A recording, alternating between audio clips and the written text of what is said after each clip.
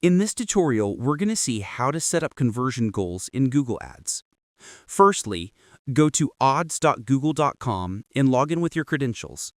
Make sure your user role has added permissions for campaigns. On the left sidebar, click Campaigns. You'll see a list of all your active and paused campaigns. Use the search bar or filters if needed to find the campaign you want to update. Click the campaign name of the campaign where you want to change the goal. This opens the campaign overview.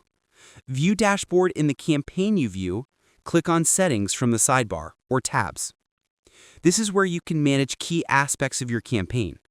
Scroll to the campaign goals section and click on the current goal to open drop-down list.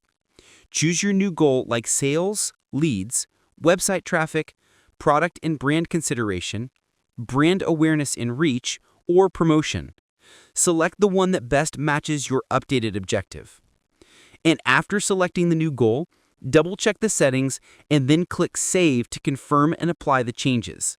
This will update how Google optimizes your Google Ads based on your selected goals.